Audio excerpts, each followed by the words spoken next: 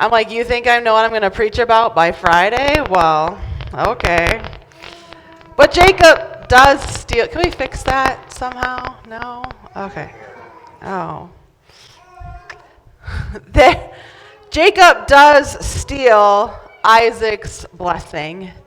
And we tend to hold Esau and Isaac in a sympathetic light as we hear how they are deceived by Jacob and Rebekah.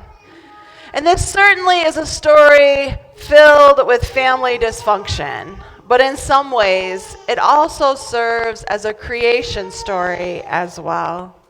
We are in the beginning of Israel's story. Before Jacob wrestles with God at Peniel and is given the name Israel, Jacob has a dream. And before Jacob has a dream, he betrays his brother and deceives his father. Before he steals a birthright and a blessing, he wrestles within his mother's womb with his twin brother Esau. Before Rebekah was pregnant, she was barren and unable to conceive. Before she was married to Isaac, she was just a girl from Abraham's home country. Remember, upon hearing the promise from God of making him a father of great nations, receiving land and bringing a blessing to all nations, Abraham, Sarah, and his nephew Lot left Haran and went to Canaan. When the time comes for Isaac to be married, Abraham does not want his son Isaac marrying someone from Canaan. And so he sets into motion plans for his servant to go back to the country Abraham belonged to and to find a proper wife for his 40-year-old son.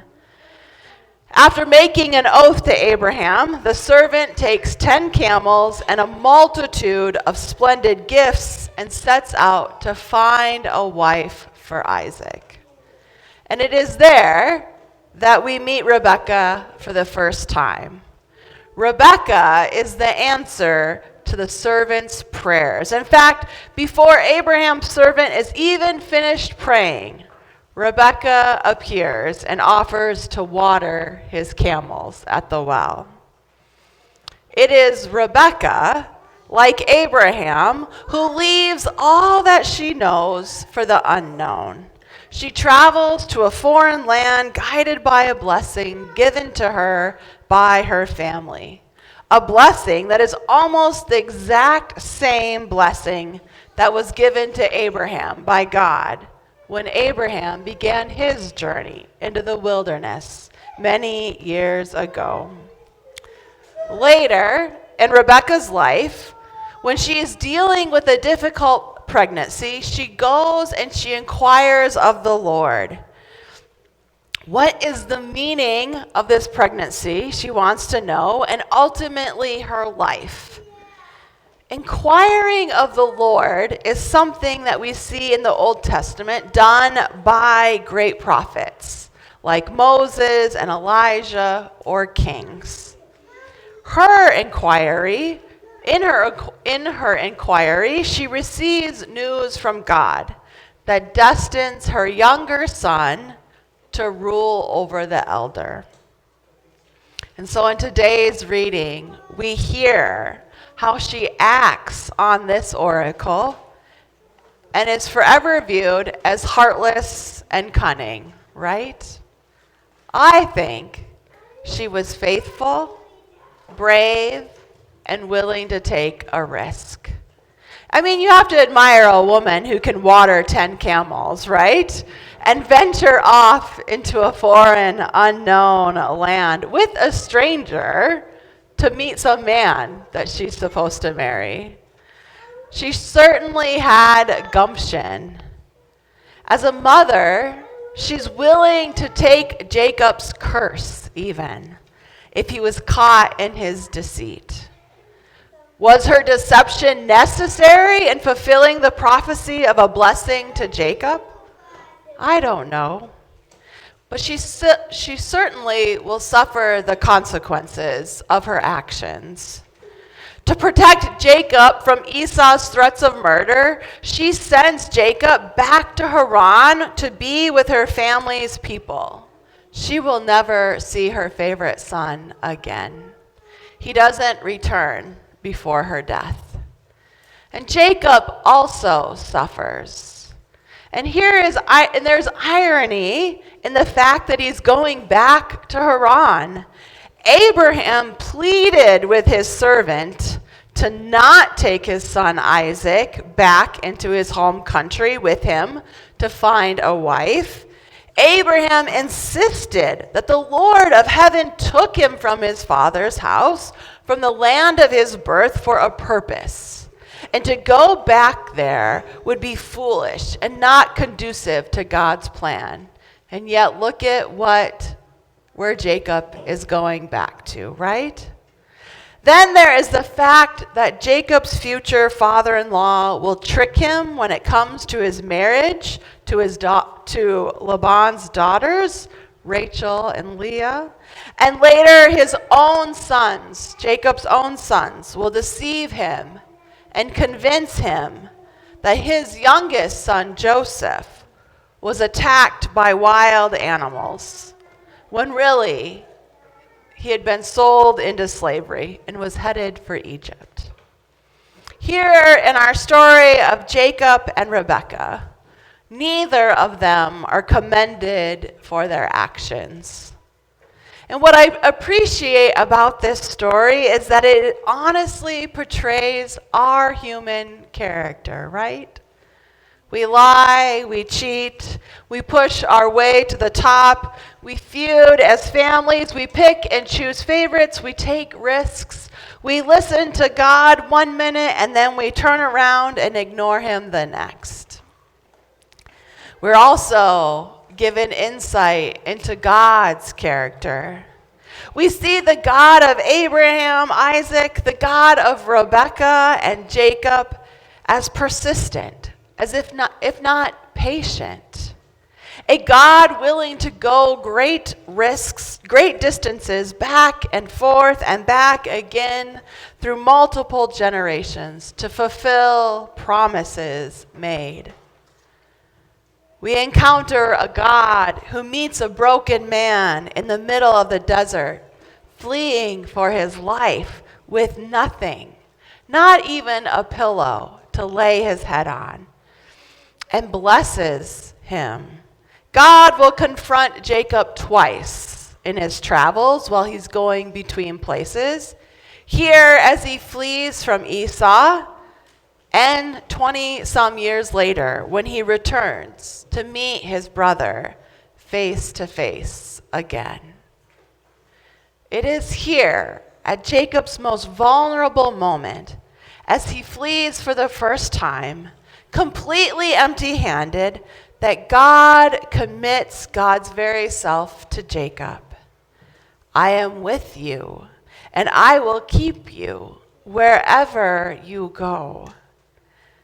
The story of Jacob reminds me of the story of Jacob kind of sleeping in the middle of nowhere with nothing. Reminds me of the tender words that we sing at Christmas time. I won't sing it. You don't need a solo from me. But you kind of have to. Away in a manger, no crib for a bed. Keep singing. His sweet head. The stars in the sky look down where he lay. The little Lord Jesus asleep on the hay.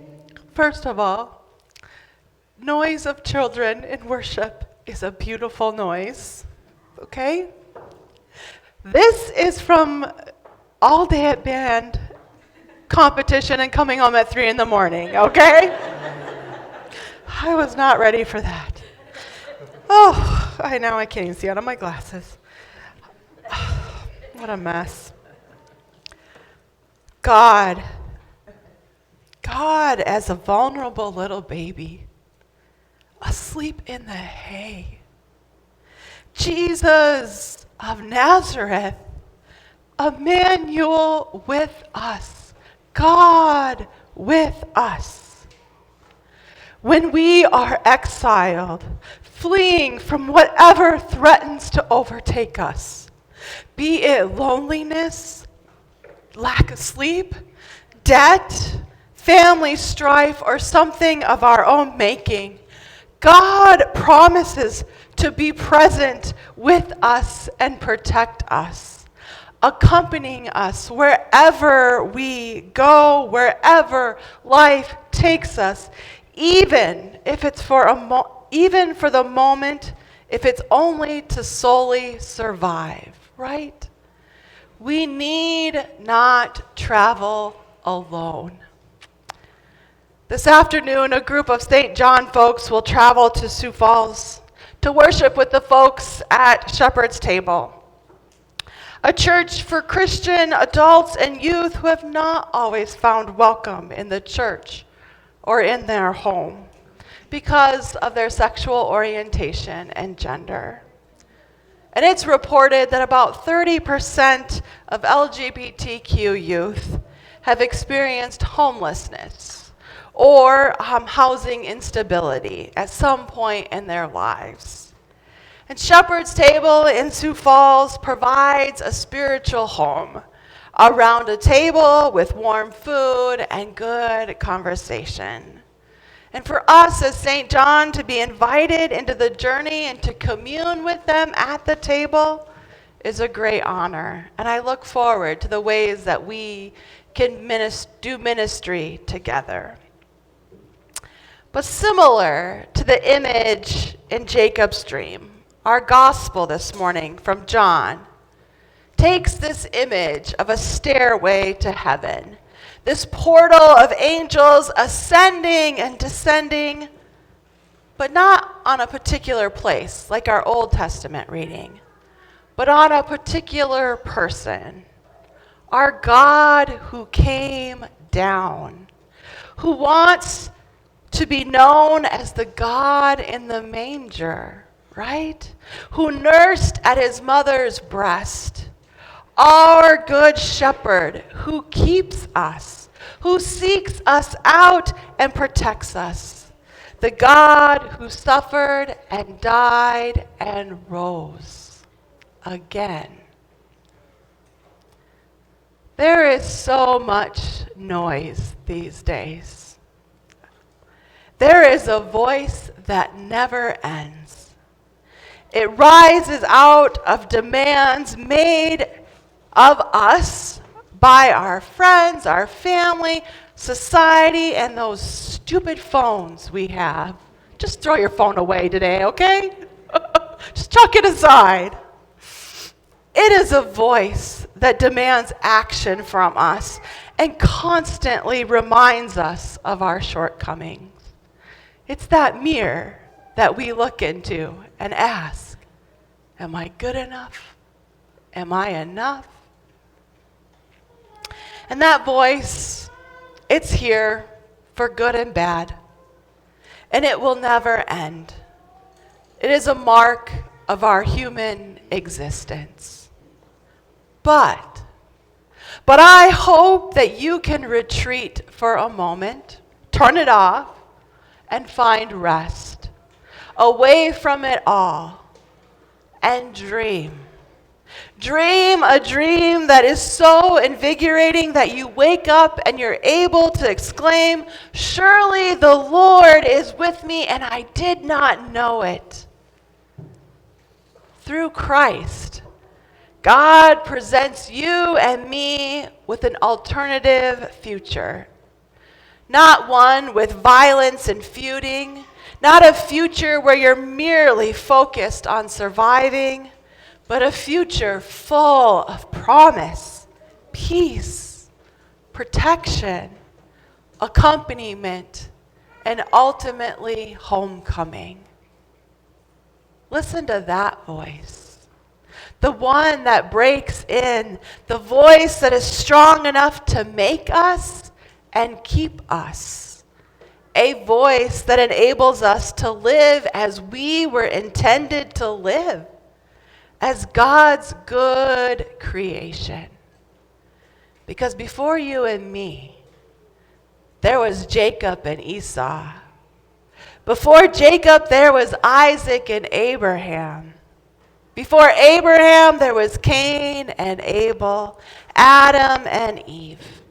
And before Adam and Eve and a beautiful garden, there was the Spirit, the breath of God hovering over the water.